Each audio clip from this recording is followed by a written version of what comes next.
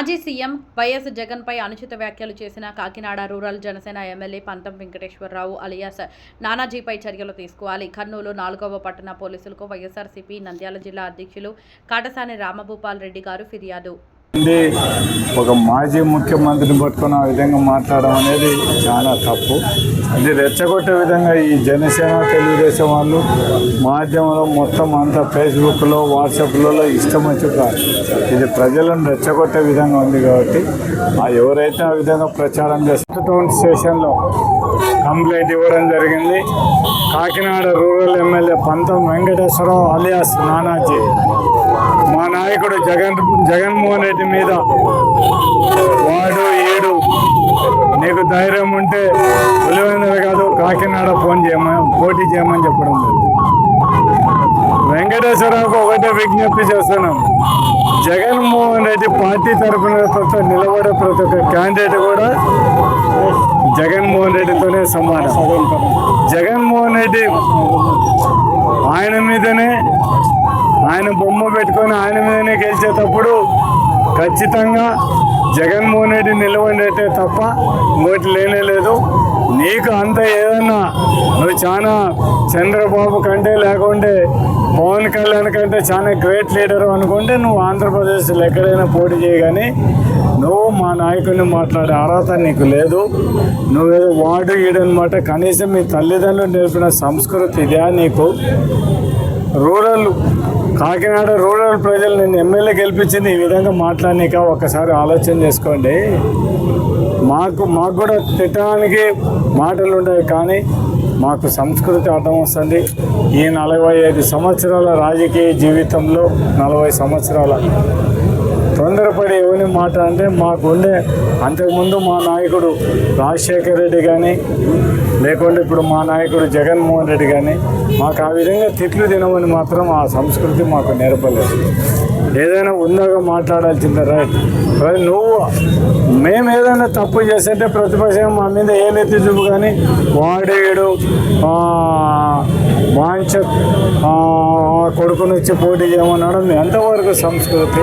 మేము కూడా నేను ఇష్టం వచ్చినట్టు మేము కూడా మాట్లాడచ్చు మమ్మల్ని అంటే, కానీ మాకు సంస్కృతి అడ్డపస్తుంది కాబట్టి మేము మాట్లాడలేకున్నాము. తెలుగుదేశం నాయకులకు ఒకటే విజ్ఞప్తి చేస్తున్నాను, మీరు చాలా నీతివంతులు, స్వచ్ఛమైన వాళ్ళు. మీరందరూ కూడా మిమ్మల్ని కొన్ని ప్రశ్నలు అడగదలుచుకున్నాను. మీరెందుకు నిరుద్యోగ వృత్తి ఇవ్వలేకపోతున్నారు? మీరు సూపర్ 6 అన్నీ కూడా సూపర్గా సక్సెస్ చేశామని చెప్తున్నారు. నిరుద్యోగ వృత్తి ఎందుకు ఇవ్వలేకపోయినా? ఈ రాష్ట్రంలోని అక్క చెల్లెళ్ళ కన్నా శ్రీనిధి కింద నెలకు 15,000, సంవత్సరానికి 18,000 ఎందుకు ఇవ్వలేకపోతున్నారు? ఈ రాష్ట్రంలో ఉండే ఎంతమంది పిల్లలు ఉంటే అంతమంది కూడా తల్లికి వందనం కింద డబ్బులు ఇస్తామని చెప్తున్నారు. ఎంతమందికి ఇచ్చినారు? మీకు చెప్పుంటే సిగ్గుచేటు. మేదేదో మాది రైతుల ప్రభుత్వం అని చెప్తున్నారు. మీకు కనీసం రైతులకు మంది ఇవ్వడానికి కూడా గతి లేని పరిస్థితిలో మొత్తం ఆన్లైన్లో బుక్ చేసుకొని రైతులకు అందరికీ ఏమైనా చదువు వస్తుంది ఎవడు ఆన్లైన్లో బుక్ చేసుకుంటారు. అది ఇచ్చేది కూడా అరొకరా మీకు 1 మూట 2 మూటలు. తెలుగుదేశం నాయకులకు మాత్రం సబ్సిడెంట్గా వాళ్ళకు పోయి వాళ్ళు బ్లాక్లో అమ్ముకోవడానికి మాత్రం పనికొచ్చే పరిస్థితి. అదే మా జగన్ ఉన్నప్పుడు మేము మందులు కావాలనుకుంటే ఆర్బికేల ద్వారా గ్రామీణాల్లో సప్లై చేసిన ఘనత మాది. రైతులకు పండించిన పంటకు గిట్టుబాటు ధర ఇచ్చిన ఘనత మాది. కనీసం మీరు పండించిన పంటకు కూడా గిట్టుబాటు ధర ఇవ్వలేని పరిస్థితి. మీరు మాది రైతుల ప్రభుత్వం చెప్పుకోవడానికి కూడా మీకు సిగ్గుచేటు ఉండాలి. మీరు అన్ని మాటలు తప్పడం మీదేదో మా చేతిలో మీడియా ఉంది, మేమేం మాట్లాడినా చెల్లుతుంది అనుకుంటే మాత్రం చాలా కష్టమైపోతుంది. మేము ఒకటే కోరుతున్నాము, మీడియా మా చేతుల్లో అంటే ప్రజలు మా చేతిలో ఉన్నారు, మాకేం ఇబ్బంది లేదు.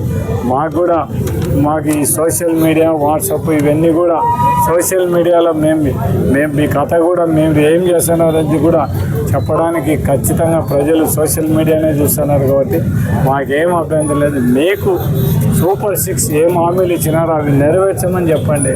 ఇంకా పవన్ కళ్యాణ్ తోలు తీస్తానని, అయ్యా పవన్ కళ్యాణ్ నిన్ను ఆల్రెడీ ఒకరు గొంతు కొట్టించినారు. నిన్ను ఎవరు తోలు తీసావో చెప్పు. నిన్ను తోలు తీసి యువతలు ఎవడు అంత ఈజీగా లేడు.